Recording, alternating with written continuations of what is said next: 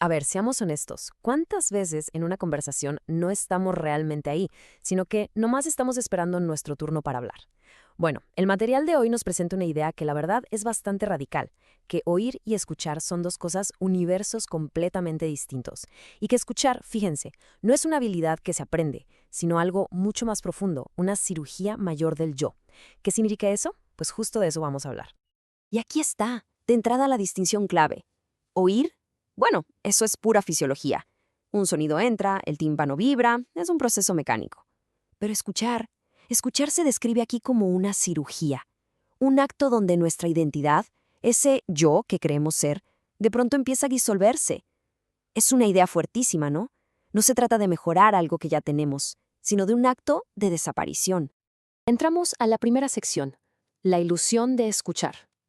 Y la premisa es dura.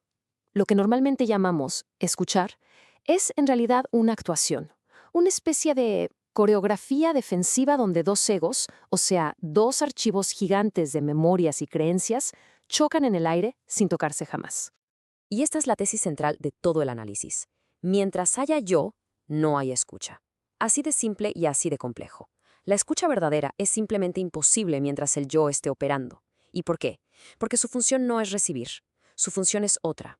Es traducir, juzgar, comparar y sobre todo defenderse. Proteger su propia estructura.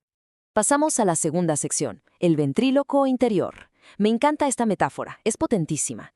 Imaginen que dentro de la cabeza hay una voz que nunca para, una máquina de contar historias que agarra todo lo que oímos y lo tuerce, lo reinterpreta, para que encaje perfectamente con la historia que ya nos contamos sobre quiénes somos, para mantener vivo a ese personaje.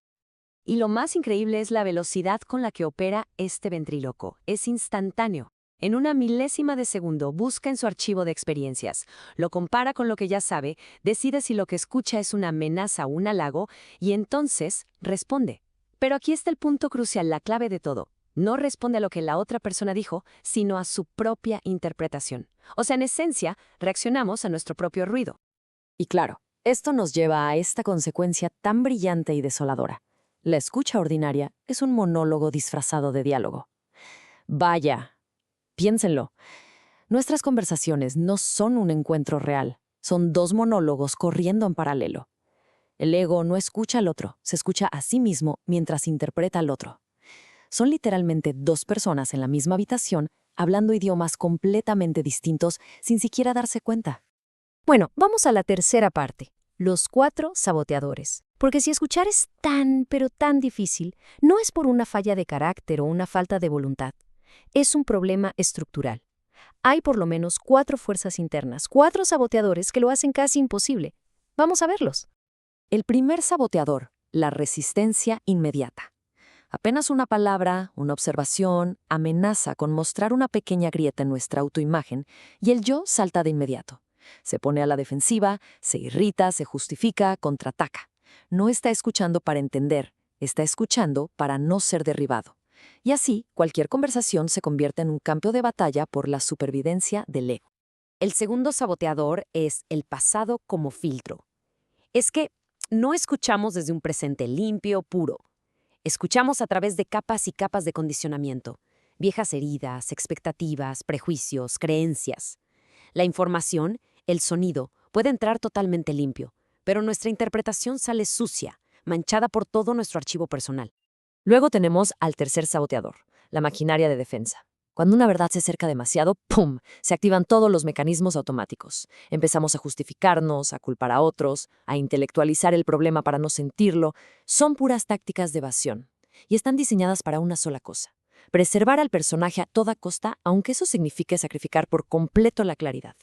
Y por último, el cuarto, el hábito como prisión.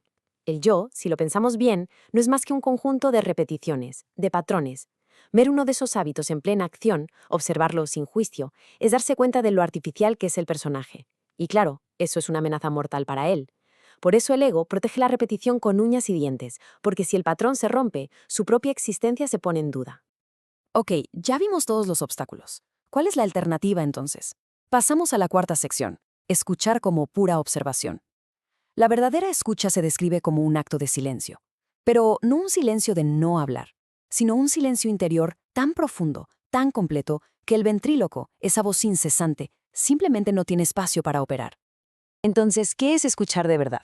Pues es esto, es observar sin juzgar, es recibir sin la necesidad de traducir inmediatamente, es atender sin querer intervenir, es la capacidad de mirar un hecho tal y como es sin querer cambiarlo, es ver, simplemente ver, sin el filtro de la palabra, del recuerdo o de la defensa, una percepción pura y directa. Y aquí viene la gran paradoja. Si uno se pregunta cómo le hago para aprender a escuchar, ya se perdió. Esa misma pregunta nace del pensamiento, del yo que está buscando una nueva técnica para controlar, para mejorar, para adquirir algo. Pero la escucha no es una técnica que se adquiere, es la ausencia del controlador. Es algo instantáneo, como cuando oyes una alarma de incendio. No te pones a analizarla, simplemente hay una percepción directa y una acción que surge de ahí. Entramos a la quinta sección, la cirugía del yo, y ahora creo entendemos mucho mejor la metáfora. La escucha real no es un ajuste superficial, no es un cambio de actitud. Es una cirugía que afecta a todo nuestro sistema psicológico. Provoca una transformación profunda y sí, bastante desestabilizadora. Y estos son los efectos de esa cirugía. Primero, el hábito queda completamente expuesto a la luz de la conciencia, y al ser visto con claridad, pierde su poder, su compulsión. Segundo, el tiempo psicológico, ese constante viaje al pasado y la ansiedad por el futuro, se detiene. Solo existe el ahora. Tercero, el ventríloco pierde toda su autoridad. Su narrativa ya no se siente como la única verdad. Y finalmente, el cerebro empieza a operar directamente, percibiendo la realidad sin la interferencia del yo. Y llegamos al punto crucial. Escuchar es peligroso. Es muy peligroso, pero para la estructura que hemos construido, para el personaje que creemos ser. Y es precisamente por eso, por ese peligro, que el ego le tiene tanto miedo y lo evita con una ferocidad increíble.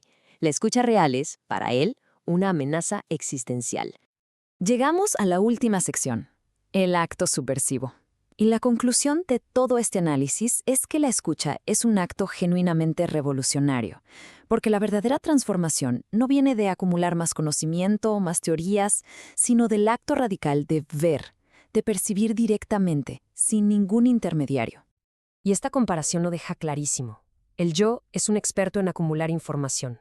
Lee libros, escucha, acumula conocimiento, pero lo usa para construir un muro más alto, más sofisticado. Se vuelve un experto en conceptos, pero en el fondo nada cambia. En cambio, el acto de ver, de escuchar directamente, es un puente. La percepción por sí misma es la acción que transforma.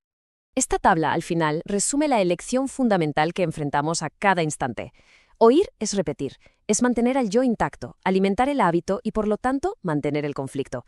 Escuchar, por otro lado, es cambiar, es disolver al yo, fracturar el hábito y revelar el hecho desnudo, libre de toda interpretación. Es la elección entre la prisión de la repetición y la libertad de la percepción. Y cerramos con esta idea que es potentísima. Escuchar no es una habilidad de comunicación pasiva, no es ser educado. Es quizá el acto más radical y revolucionario que existe. ¿Por qué? Porque subvierte la estructura misma del ego, que es la causa de tanto conflicto interno y externo. Y la pregunta que queda flotando es, ¿nos atrevemos a realizar ese acto?